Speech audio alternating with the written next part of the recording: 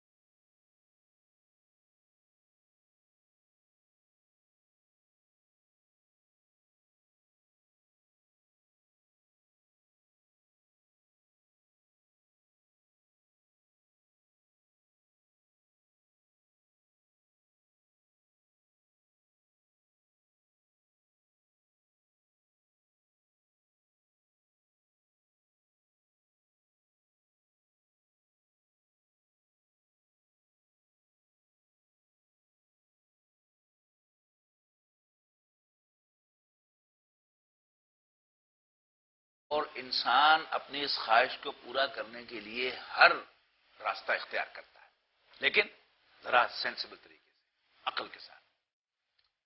اور حاصل کیا ہوتا ہے؟ یعنی مرد عورت سے انجوائے کرنا چاہتا ہے ایٹ ڈفرنٹ لیول.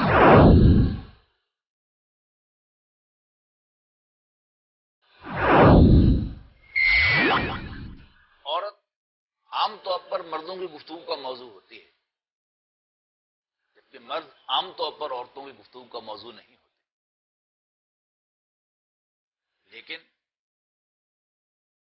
غیر معمولی ہینڈسم مرد بہرحال عورتوں کی گفتگو کا موضوع بنتا ہے. جیسے مردوں کی نظر ہر عورت کی طرف اٹھتی ہے، عورتوں کی نظر بھی ہینڈسم مرد کی طرف اٹھتی ہے.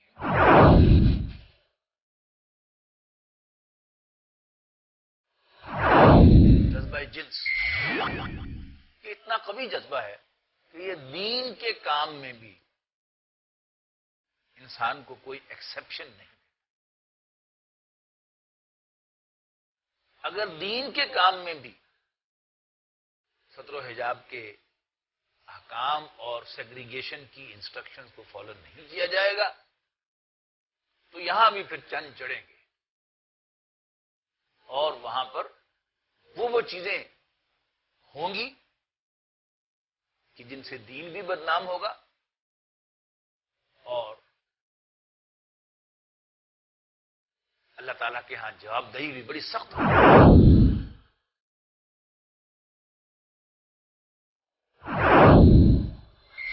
یہاں تو معلوم ہوتا ہے کہ شاید وہ فتنے کا دور آ گیا ہے جسے رسول اللہ صلی اللہ علیہ وسلم نے فرمایا تھا کہ جس کو اسلام ممکن نہ ہو تو پھر انسان کو یہاں اس معاشرے میں رہنے کی اجازت نہیں ہے. پھر تو ایک بکری لے کر انسان پہاڑوں پر چلا جائے، اس بکری کا دودھ پیے اور گھاس پھوس کھائے اور باقی زندگی اپنی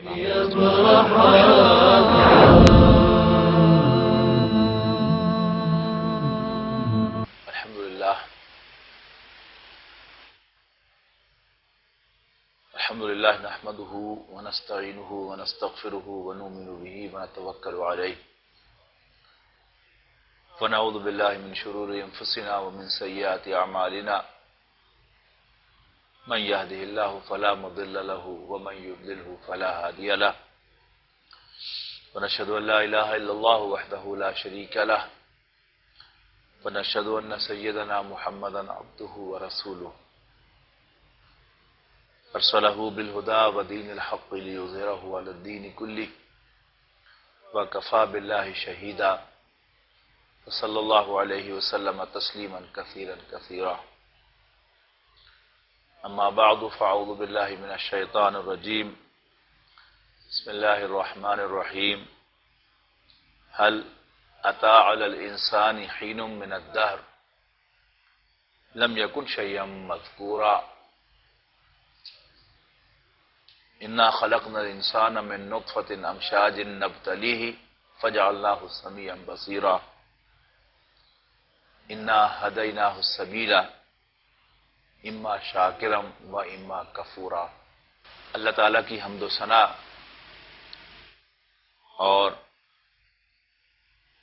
اللہ کے آخری نبی حضرت محمد مصطفیٰ صلی اللہ علیہ وسلم پر درود و سلام کے بعد انسان کیا ہے اور اللہ تعالیٰ نے انسان کو اس دنیا میں کیوں بھیجا ہے؟ ایک بہت اہم سوال ہے. ہر سوچنے سمجھنے والا انسان اس پر غور کرتا ہے اور اس کا جواب چاہتا ہے. اس سوال کا صحیح جواب مل جانے پر انسان بجا طور پر اپنی زندگی کا صحیح رخ متعین کرنے میں کامیاب ہوتا ہے اور اپنی زندگی پر صحیح انداز میں غور کر سکتا ہے. اللہ تعالیٰ نے انسان کو ایک مرکب وجود عطا فرمایا ہے، اسے ایک جسم بھی عطا کیا ہے اور اس کے اندر ایک روح بھی پھونکی ہے. قرآن مجید کی طرف جب ہم اس سوال کے جواب کے لیے رجوع کرتے ہیں تو ہمیں بے شمار آیات ملتی ہیں جن پر قرآن مجید روشنی ڈالتا ہے، انسان کی حقیقت کا پتہ دیتا ہے اور اس کے مختلف احساسات، جذبات اور اس کے مطمع نظر کا بھی تفصیل سے ذکر کرتا ہے. ابھی ابتدا میں آپ کے سامنے سورۃ الدہر کی ابتدائی آیات کی تلاوت کی گئی ہے جن میں ارشاد ہوا اعوذ باللہ من الشیطان الرجیم هل اتى علی الانسان حین من الدہر لم یکن شیئا مذکورا. کیا انسان پر کوئی وقت زمانے میں ایسا بھی گزرا کہ جب وہ کوئی قابل ذکر شے بھی نہ تھا. انا خلقنا الانسان من نطفۃ،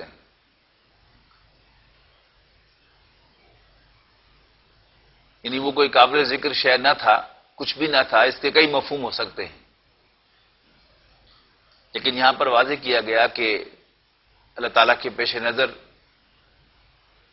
کون سا مفہوم یہاں زیر بحث آنے والا ہے. فرمایا انا خلقنا الانسان من نطفۃ امشاج، یقیناً ہم نے انسان کو ایک ملے جلے نطفے سے، ایک مخلوط بوند سے پیدا کیا ہے.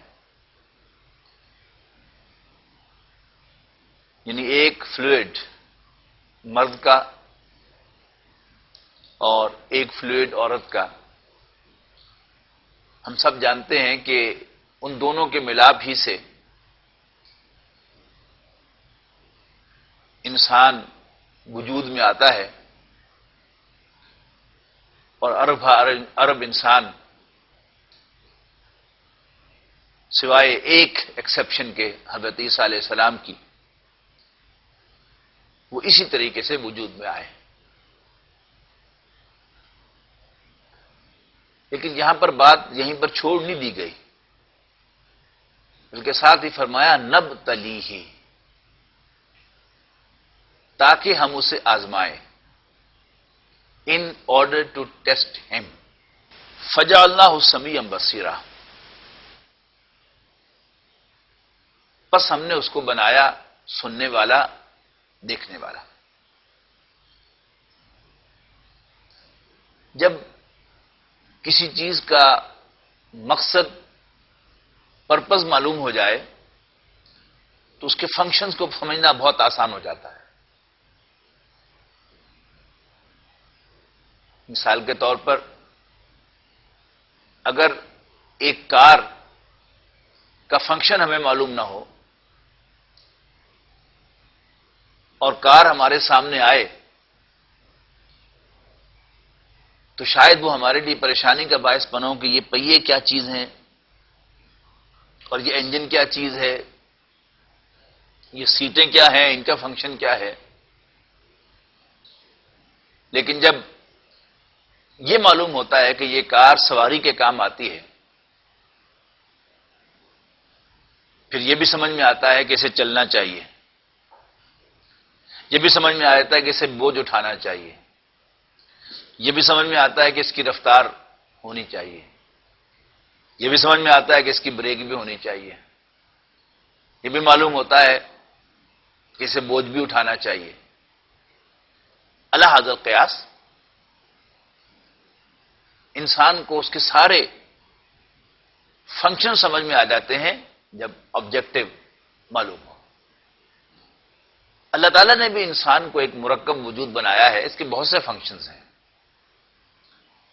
کچھ اس کے بایولوجیکل فنکشنز ہیں، کچھ اس کے سائیکولوجیکل فنکشنز ہیں، کچھ اس کے اسپرچل فنکشنز ہیں۔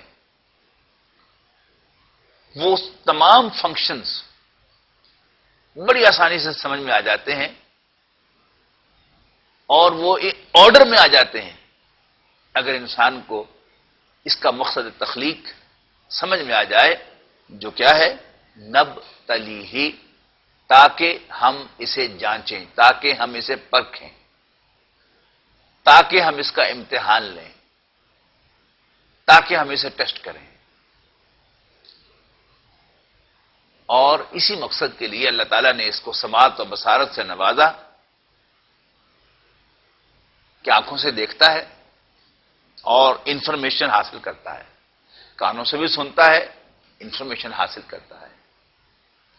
And so is the case of other senses, زبان سے، ناک سے، ہاتھ سے، وہ سونگھ کر، چکھ کر اور چھو کر انفارمیشن حاصل کرتا ہے، اور ان حواس سے اکٹھی ہونے والی انفارمیشن کو دماغ کے اندر پروسیس کرتا ہے اور پھر اس سے نتیجہ نکالتا ہے، انفر کرتا ہے۔ مثال کے طور پر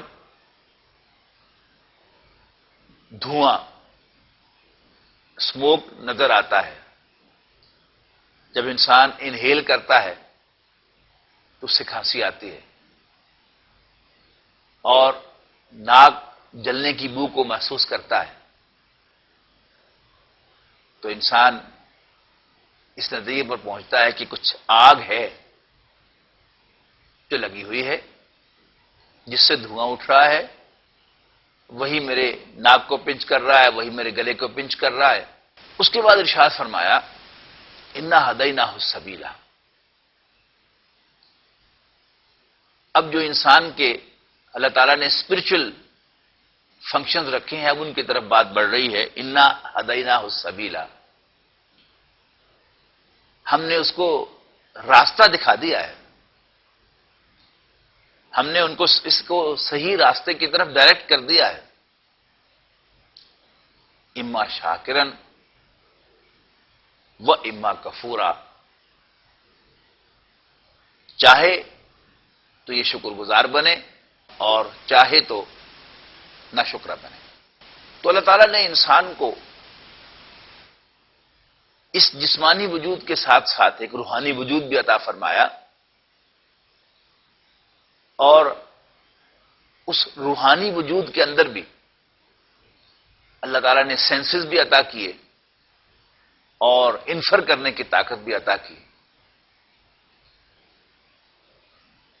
انسان کسی سے کوئی فائدہ لیتا ہے تو اسے محسوس کرتا ہے کہ ہاں مجھے یہاں سے فائدہ ہوا ہے،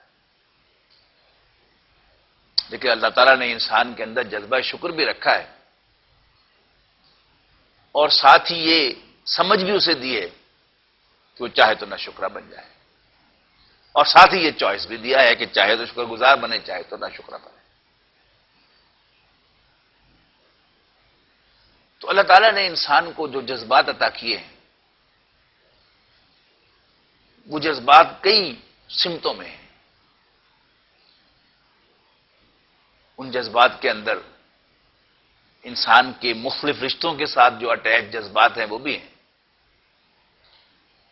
اور مختلف نیڈز جو انسان کو اللہ تعالیٰ نے اس دنیا میں عطا فرمائی ہیں ان کے ساتھ بھی جب جذبات وابستہ ہیں. لیکن اوور آل فنکشن ان سب کا انسان کی سمجھ میں بڑی آسانی سے آ جاتا ہے اگر یہ پرپز اس کے سامنے ہو کہ اللہ تعالیٰ نے انسان کو اس دنیا میں امتحان کی غرض سے بھیجا ہے، ٹو ٹیسٹ، جانچنے کے لیے، پرکھنے کے لیے کہ یہ شکر گزار ہے یا نہ شکر ہے. اللہ تعالیٰ نے نوع انسانی کا آغاز آدم و حوا سے فرمایا علیہ السلام، اور یہی شکر گزاری اور ناشکراپن، اس کا ٹیسٹ اللہ تعالیٰ نے ان سے بھی لیا. اور پھر جب جنت سے نکال کر اللہ تعالیٰ نے انہیں دنیا میں بھیجا تو یہ امتحان جو تھا اس کے ساتھ بھیجا، اما شاکرم و اما کفورا.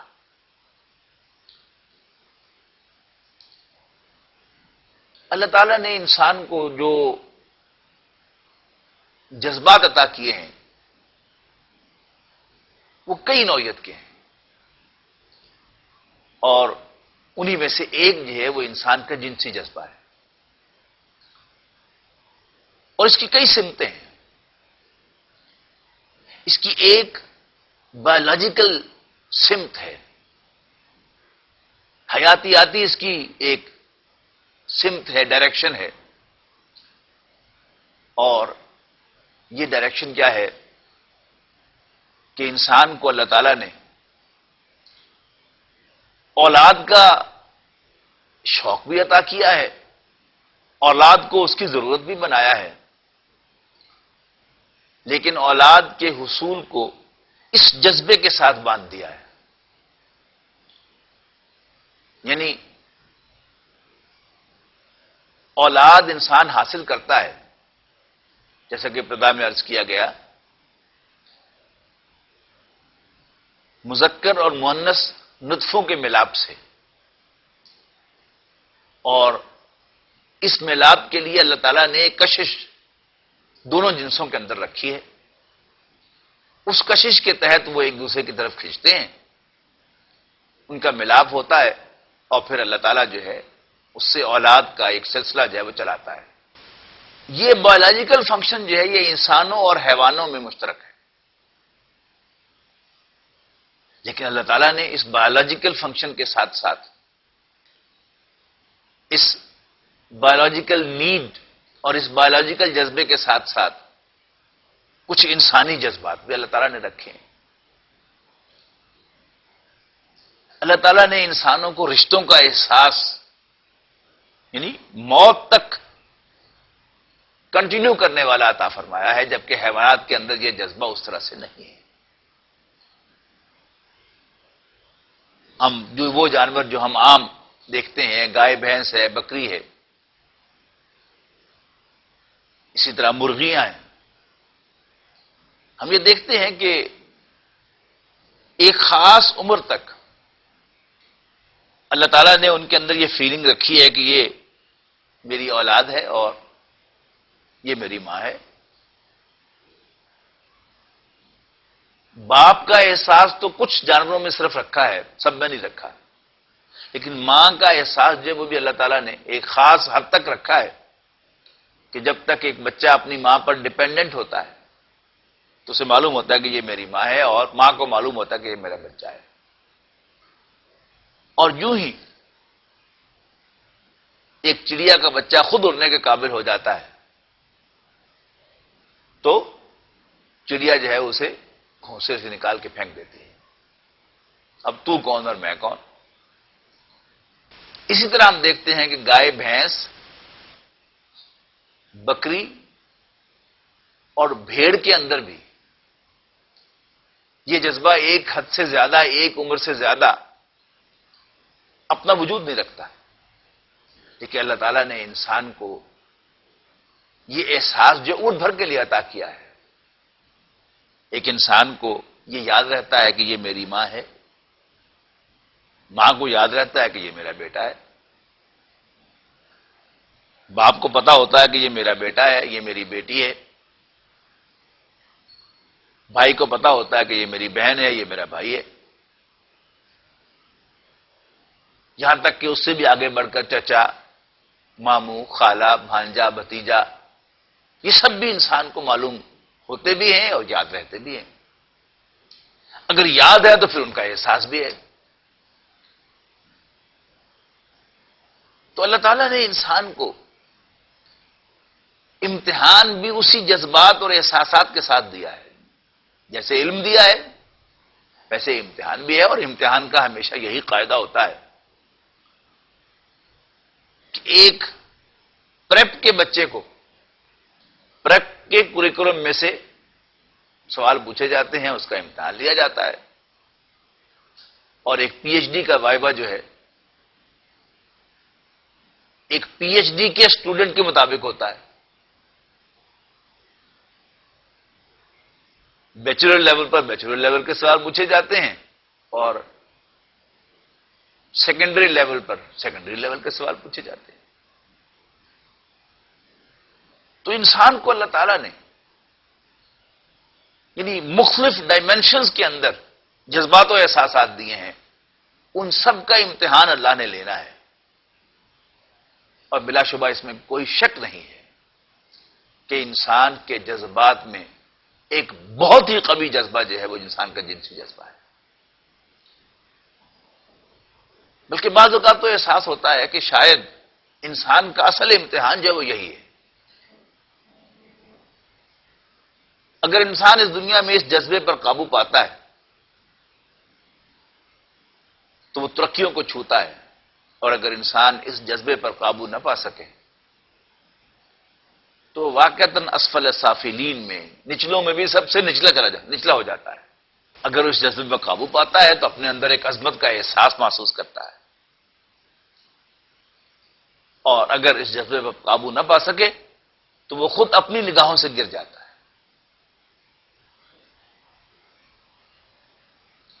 معاشرے کے اندر سب سے بنیادی یونٹ جو ہے وہ گھر کا یونٹ ہے، آئلی نظام ہے، اور اس آئلی نظام کی ابتدا بھی اس جذبے سے ہوتی ہے، اور اس آئلی نظام کا حسن، اس کا سکون بھی اسی جذبے کی حفاظت کے ساتھ ہوتا ہے۔ اور ایسا معلوم ہوتا ہے کہ اللہ تعالیٰ نے انسان کا اصل خطرہ جو ہے وہ اسی کو قرار دیا ہے۔ نبی اکرم صلی اللہ علیہ وسلم کے ایک فرمان کے مطابق اگر کوئی شخص دو گالوں کے درمیان اور دو رانوں کے درمیان جو ہے اس کی ضمانت رسول اللہ صلی اللہ علیہ وسلم کو دے تو رسول اللہ صلی اللہ علیہ وسلم اسے جنت کی ضمانت دیتے ہیں۔ اور دو گالوں کے درمیان کیا ہے؟ اس کی زبان ہے، اور دو رانوں کے درمیان انسان کی شرمگاہ ہے۔ پہلا جوڑا جو اللہ تعالیٰ نے بنایا نوع انسانی کا، حضرت آدم و حضرت حوا تھے، سلام علیہما۔ اللہ تعالیٰ نے انہیں جنت پہ رکھا اور ان سے کہا، ان سے فرمایا کہ تم جنت میں جو چاہو، جہاں سے چاہو کھاؤ پیو عیش کرو، لیکن ولا تقربا هذه الشجرة فتكونا من الظالمین، لیکن دیکھنا اس درخت کے قریب نہ جانا ورنہ زیادتی کرو گے، ظالم قرار پاؤ گے۔ قرآن مجید نے واشگاف الفاظ میں تو اس درخت کے بارے میں کوئی تفصیل نہیں بتائی کہ وہ کس چیز کا درخت تھا، جامن کا درخت تھا یا آم کا درخت تھا یا گندم کا پودا تھا یا انجیر تھا، لیکن قرآن مجید کا ذرا بغور جائزہ لیا جائے تو اس کا کلو ہمیں مل جاتا ہے۔ ویسے تو قصہ آدم و ابلیس قرآن مجید میں بار بار آیا ہے، پہلے پارے میں، 8ویں پارے میں، 14ویں میں، 15ویں میں، 16ویں میں، 23ویں میں، یعنی ایکول انٹرولز کے ساتھ، کہ اگر کوئی شخص روزانہ ایک پارہ قرآن مجید کا تلاوت کرتا ہو تو وہ ہر ہفتے میں ایک بار کم سے کم یہ قصہ ضرور پڑھے گا اس میں سے گو تھرو ہوگا، اور اس کے اندر جو گائیڈنس ہے وہ ایبزارب کرے گا، اس سے راہ پائے گا، گائیڈنس لے گا، اور وہ گائیڈنس بھی کئی لیول کی ہے۔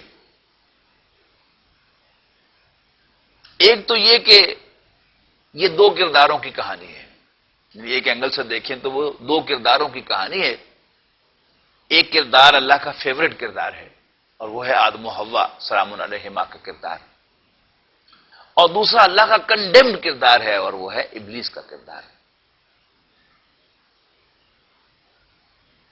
دونوں میں کچھ باتیں مشترک ہیں، اور دونوں فائنلی ایک دوسرے سے مختلف بھی ہیں۔ اشتراک کیا ہے کہ دونوں کو اللہ نے حکم دیا،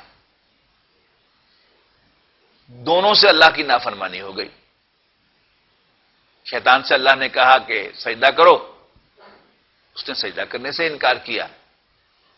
آدم و حوا سے کہا کہ اس درخت کے قریب نہ جانا اور شیطان کو دوست نہ بنانا، ان سے یہ غلطی ہو گئی۔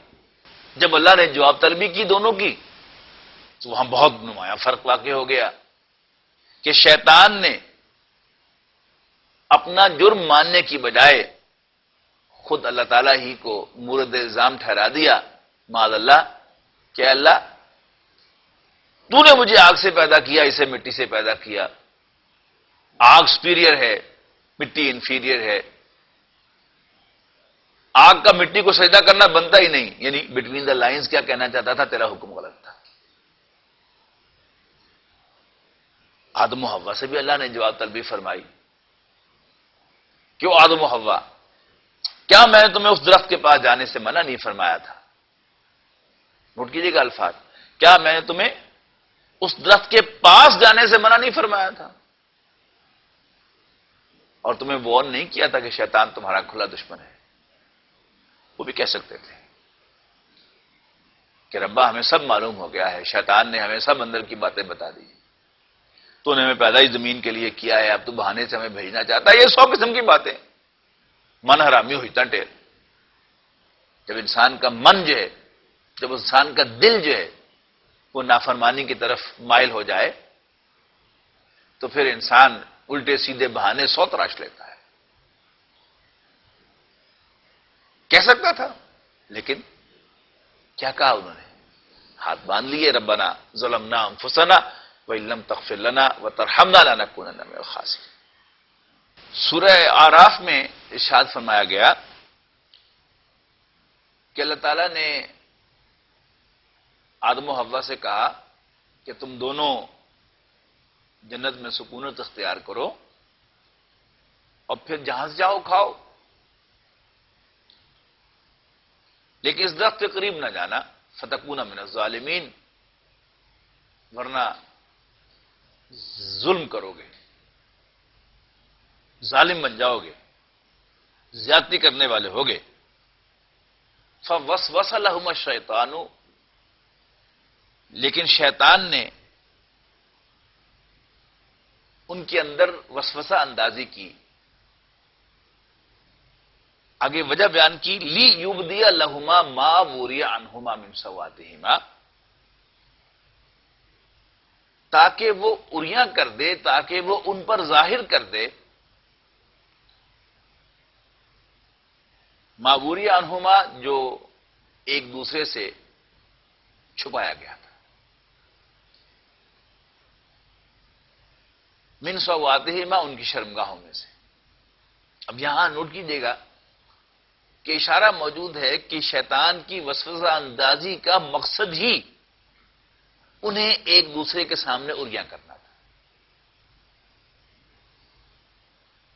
پھر نوٹ کیجیے گا یہ تقربہ کے جو الفاظ ہیں، قریب نہ جاؤ، یعنی بار بار جو حضرت آدم اور حضرت حوا سے السلام علیہما کہا گیا، یہی کہا گیا کہ سب کچھ کھاؤ لیکن اس درخت سے قریب نہ جاؤ، یہ نہیں کہا کہ اس درخت میں سے نہ کھاؤ۔ پھر سورہ بنی اسرائیل میں جہاں زنا سے روکا گیا، وہاں بھی یہ نہیں فرمایا کہ زنا نہ کرو، بلکہ فرمایا یہی قرب کا لفظ وہاں آیا، ولا تقربوا الزنا، اور زنا کے تو قریب بھی نہ جاؤ، انہ کان فاحشۃ، یقیناً وہ ایک بے حیائی ہے، وساء سبیلا، اور برا راستہ ہے۔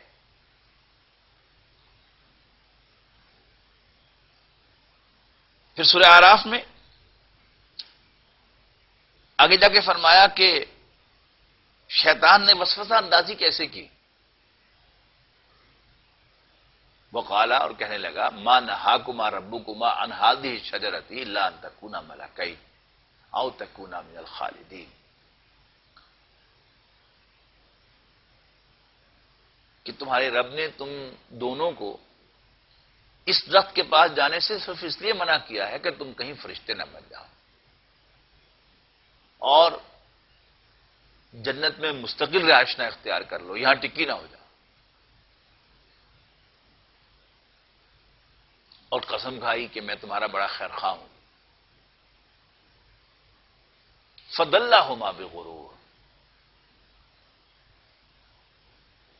اس طرح اس نے ان کو فریب کے شیشے میں اتار لیا۔ فلما ذاق الشجرۃ، بڑے اہم الفاظ ہیں، لیکن جب ان دونوں نے اس درخت میں سے چکھا، یعنی اس درخت کو چکھا، بدت لہما سواتہما، تو ان کی شرمگاہیں ایک دوسرے پر ایکسپوز ہو گئے۔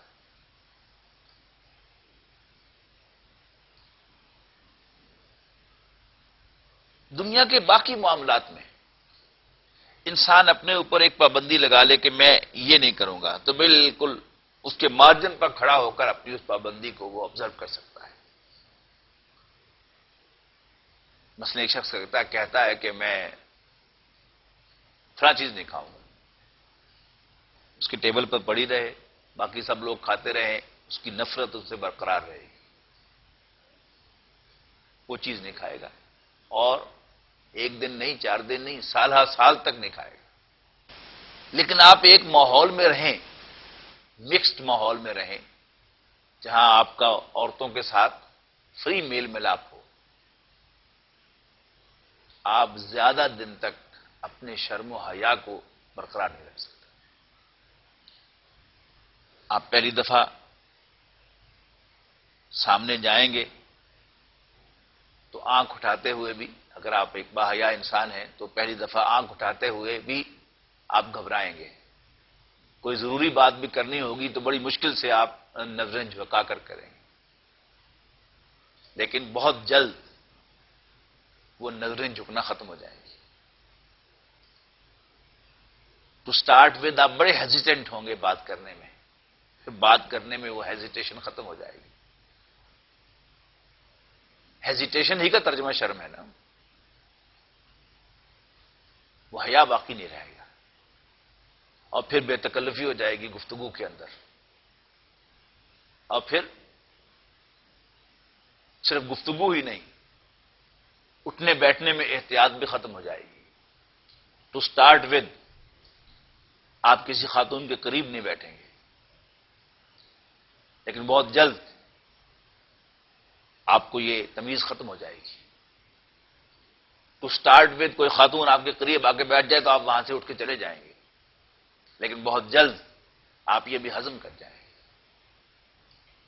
پھر ہنسی مذاق میں کبھی ہاتھ پہ ہاتھ بھی مار لیں گے، اور پھر اسی ہنسی مذاق میں کبھی کونی بھی مار لیں گے، اور پھر ایک ایسی لائن ہے جو کہ انسان کراس کر لیتا ہے، اور پھر جب وہ لائن کراس ہو جاتی ہے تو پھر اسے یہ پتہ نہیں چلتا کہ اس نے کپڑے کب اتار دیے۔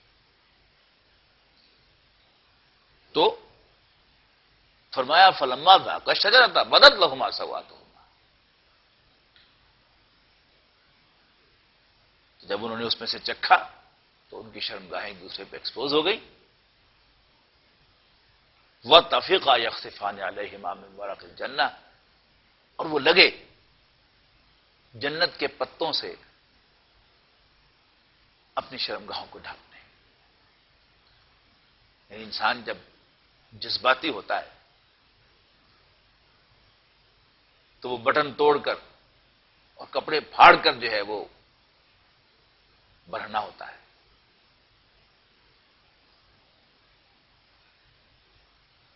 یا اسے یہ بھی اندازہ نہیں ہوتا کہ کپڑے اس نے کہاں اتارے، کہاں پھینکے، جذبات کے اندر.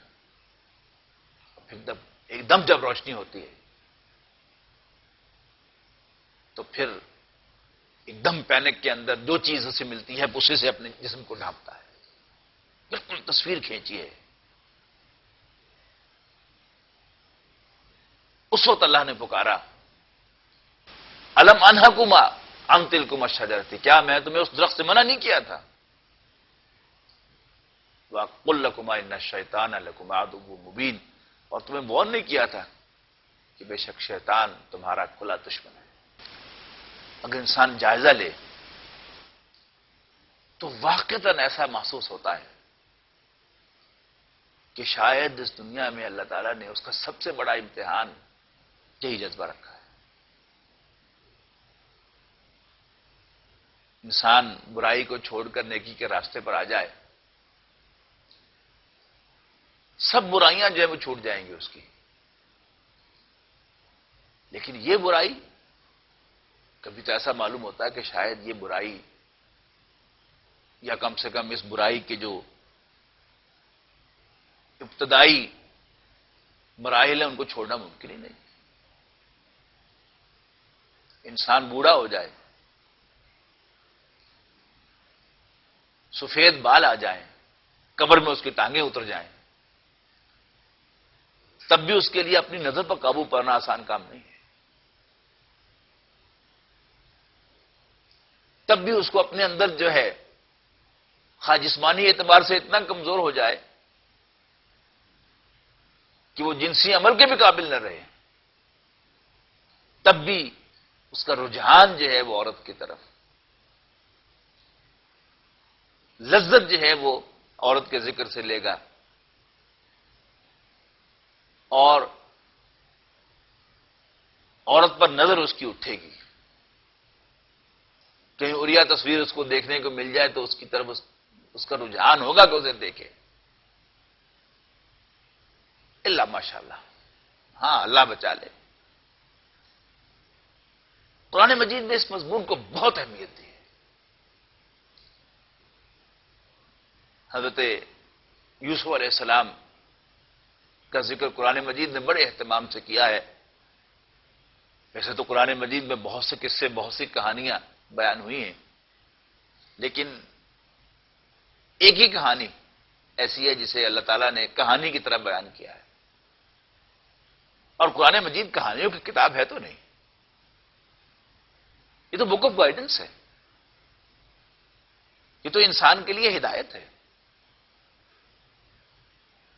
اور چونکہ انسان کے لیے ہدایت کا سب سے بڑا گوشہ جو ہے وہ یہی ہے، لہذا جیسے کوئی بات پیار سے سمجھائی جاتی ہے، خوب اہتمام سے سمجھائی جاتی ہے، اس کہانی کے ذریعے سے بھی نوع انسانی کو یہ ہدایت فراہم فرمائی گئی ہے.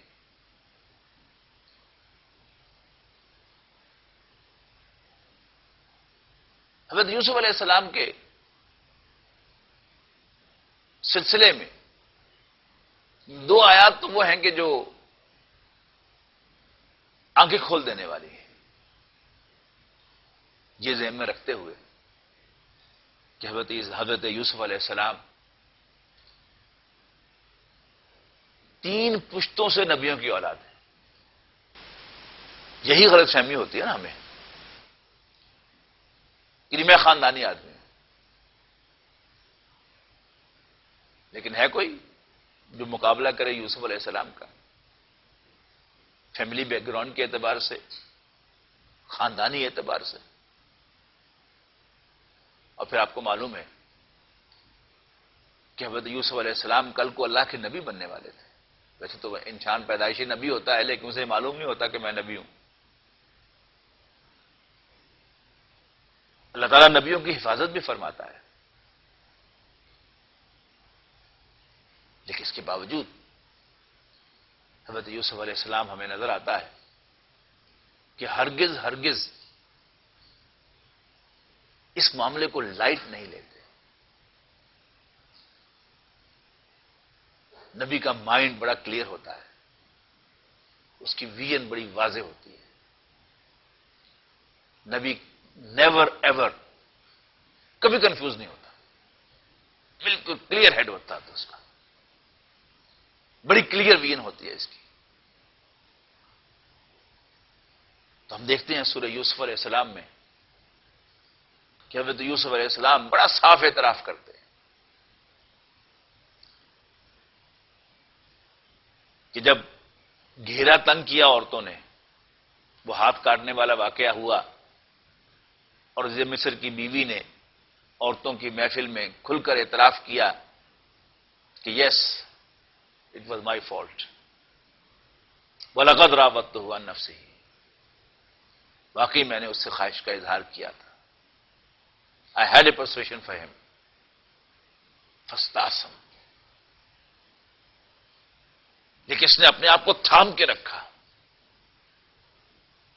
اور پھر بڑی جری ہوئی کہ وَلَئِن لَّمْ يَفْعَلْ مَا أَمْرُهُ لَيُسْجَنَنَّ وَلَا يَكُونَ مِنَ الصَّاغِرِينَ، اور اب بھی اگر وہ میری بات نہیں مانے گا، جو میں کہتی ہوں نہیں کرے گا، تو پھر لاک کر دیا جائے گا جیل میں، بند کر دیا جائے گا قید خانے میں، وَلَا يَكُونَ مِنَ الصَّاغِرِينَ، اور پھر بے عزت ہو جائے گا۔ ایسا ہی ہوتا ہے نا، چھوٹے اور بڑے کے درمیان جھگڑا ہو جائے، انکوائری یہاں ہوتی ہیں، کمیشن بیٹھتے ہیں، فیصلہ کیا ہوتا ہے؟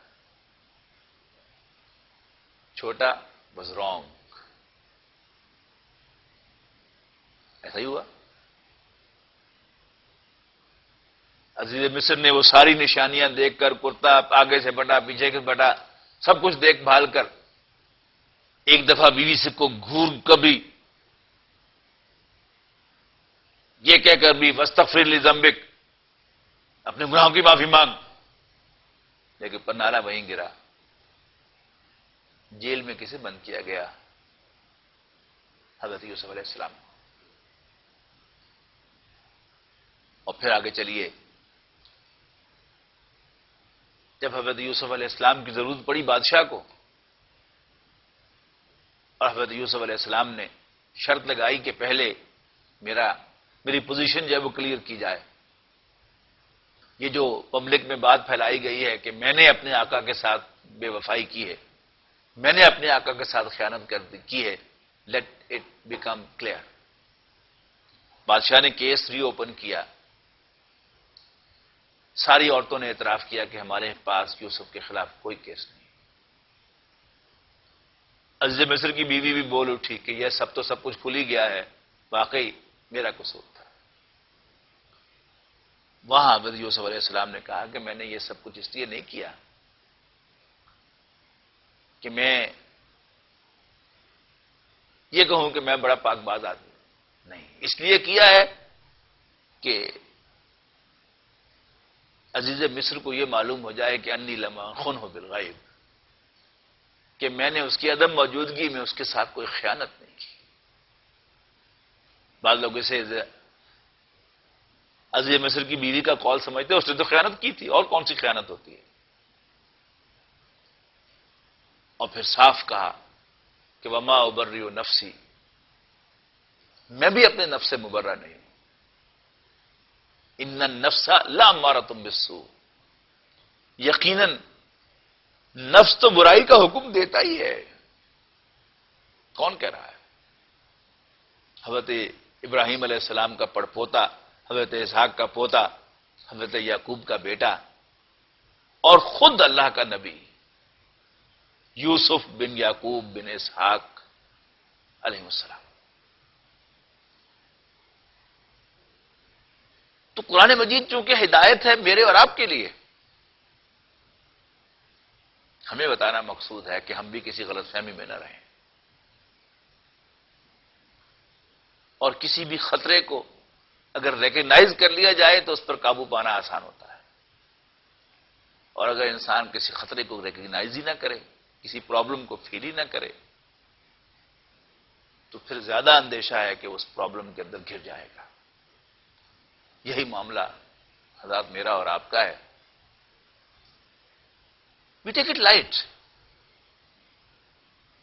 لہذا ہم غیر ارادی طور پر اس کے اندر انوالو بھی ہوتے ہیں اور پھر محسوس بھی نہیں کرتے، بڑے آرام سے کہتا نہیں کوئی فرق نہیں پڑتا۔ اللہ کے بندو ذرا گریبان میں تو جھانکو، دیکھو فرق ہے کہ نہیں ہے۔ کسی مرد سے گفتگو کرتے ہوئے اور عورت سے گفتگو کرتے ہوئے جذبات ایک ہی جیسے ہوتے ہیں؟ فیلنگ ایک ہی ہوتی ہے؟ نہیں ہوتی ایک جیسی۔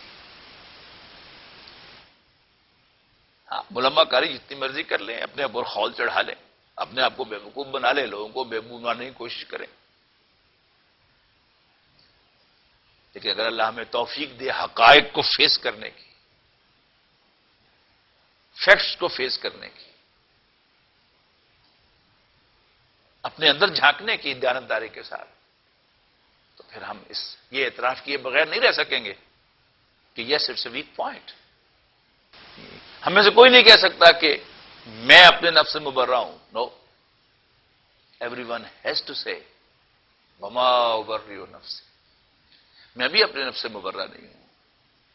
ان النفس لامارۃ بالسوء، نفس تو برائی کا حکم دیتا ہی ہے، الا ما رحم ربی، سوائے اس کے کہ میرا رب مجھ پر رحم فرمائے۔ ان ربی غفور رحیم، بے شک میرا رب بخشنے والا مہربان۔ بدقسمتی سے ہمارے دینی حلقوں کے اندر بھی، یعنی اس کو ایک ٹیبو بنا کر اس کا ذکر کرنا، اس معاملے کو ڈسکس کرنا جو ہے وہ برا سمجھا جاتا ہے، اور اس کی ہماری نوجوان نسل پر بڑا منفی اثر پڑتا ہے۔ وہ نوجوان کے جس کے اندر وہ جذبہ جو ہے وہ جوش مار رہا ہے، حفیظ جالندی کی مشہور نظم جو تھی اگر ذہن میں ہو تو اصل میں اسی حقیقت کو واضح کرتی ہے کہ عجیب شے ہے شیخ جی، بھلا جنون و عاشقی ایسے میں کم نہ ہو کبھی، جب حسن بھی جوان ہو اور ہوائیں فتنہ خیز ہوں، الفاظ مجھے یاد نہیں ہے، اور آن ٹاپ آف دیٹ ابھی تو میں جوان ہوں۔ I believe we must address this issue very seriously, اس کو لائٹ نہیں لینا چاہیے، اور ہمیں اپنے نوجوانوں کو گائیڈ کرنا چاہیے کہ وہ اس جذبے پر کیسے قابو پائیں۔ آج کا دور کئی اعتبارات سے اس معاملے میں اور زیادہ پریشان کن ہو گیا ہے۔ کوئی دفتر، کوئی کالج، ایون کوئی اسکول سیگریگیٹڈ نہیں رہا۔ بازار میں آپ نکلیں، کوئی دکان آپ بنائیں، تو وہاں بھی جو ہے وہ آپ سیگریگیٹڈ نہیں رہ سکتے۔ رہبانیت کی ہمارا دین ہمیں اجازت نہیں دیتا۔ کئی دفعہ تو معلوم ہوتا ہے کہ شاید وہ فتنے کا دور آ گیا ہے کہ جسے رسول اللہ صلی اللہ علیہ وسلم نے فرمایا تھا کہ جس کو اسلام ممکن نہ ہو تو پھر انسان کو یہاں اس معاشرے میں رہنے کی اجازت نہیں ہے۔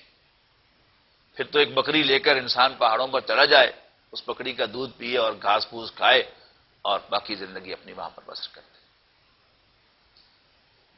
تو انشاءاللہ ہم آنے والی نشستوں میں نوجوانوں کے اس مسئلے کو ایڈریس کریں گے، اس دعا کے ساتھ کہ اللہ تعالی ہمیں بھی اس مسئلے کو صحیح طور پر سمجھنے کی توفیق عطا فرمائے اور پھر سمجھانے کی توفیق عطا فرمائے، اور ہمیں بھی اس جذبے پر قابو پانے کا راستہ بتائے، اور خاص طور پر ہمارے نوجوانوں کو اس پر قابو پانے کے لیے ہمیں سجھائے کہ ہم انہیں صحیح ڈائریکشن دے سکیں۔ آخر دعوانا الحمدللہ رب العالمین۔